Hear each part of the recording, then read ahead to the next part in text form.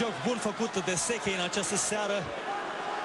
Și iată doar primul gol marcat după mai bine de 120 de minute în această partidă dintre Steaua și Gloria Borbei.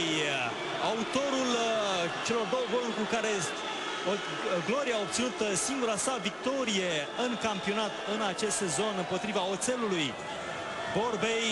Câteva maratări pe care el a avut în fața lui Tătărușanu în această seară. Borbei se îndreaptă spre minge. Borbei! Egalitate din nou!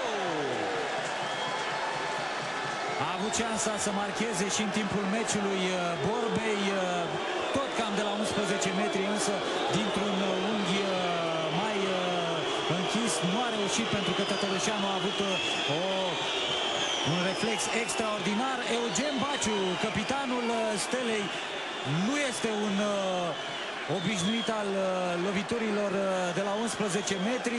Iată, Stoichiță riscă, sau poate că altcineva nu a vrut să bată. Baciu și asumă această responsabilitate. Baciu față în față cu Albuț. Bate Baciu și o face mai bine decât mulți atacanți.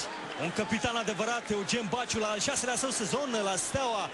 Baciu a făcut și el o partidă foarte bună în această seară.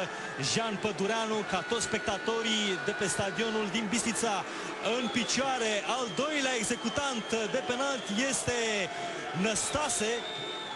O partidă extraordinară pentru veteranul de 35 de ani.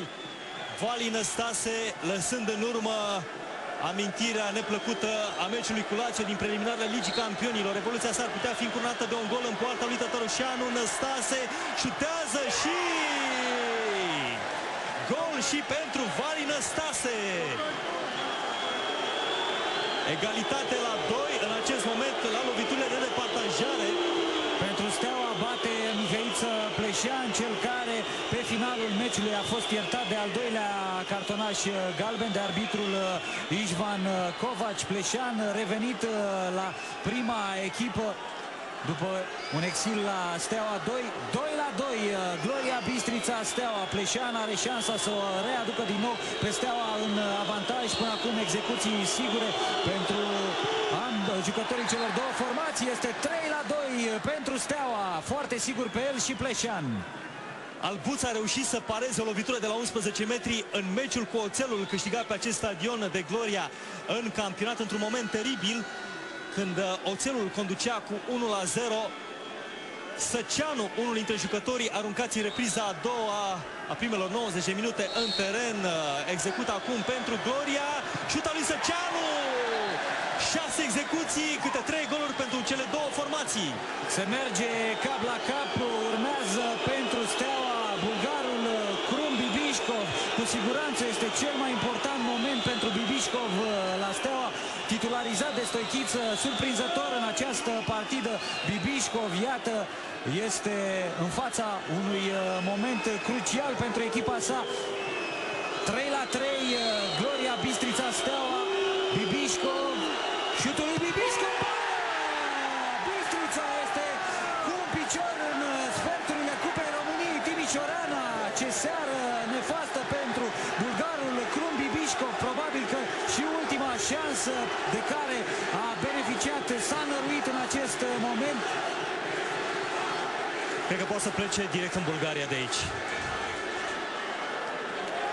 Revedem momentul de bucurie a lui Albuț, Bibișcov în transversală. Și acum Gloria poate prelua avantajul pe tabelă și este gol! Gol marcat de Hora! Am putea asista în câteva secunde la Hora bucuriei aici pe stadionul din Bistrița. Dacă Dairo Moreno ratează această lovitură, Bistrița merge în sferturile Cupei României. Timișoreana, fără ca echipa gazdă să mai execute ultimul penalti. Dairo a ratat o sumedenie de ocazii în această partidă. Este în formă, însă nu s-a întâlnit cu golul în această seară. Dairo Moreno trebuie să o țină pe Steaua în viață. Numai cu un gol poate să facă acest lucru. Este 4-4, însă Bistrița poate da lovitura acum și dacă văd eu bine este capitanul Coroian. Sigur, un tip de 36 de ani, un jucător cu peste 80 de goluri în Liga 1, un jucător cu 9 Este jucătorul perfect, este jucătorul cel mai în măsură să-și ia responsabilitatea unei execuții într-un astfel de moment.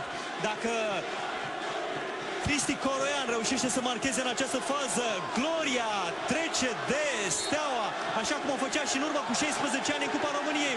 Șuta lui Coroian! Gloria scoate Steaua din Cupa României. Cea mai de succes echipă din istoria Cupei României este eliminată după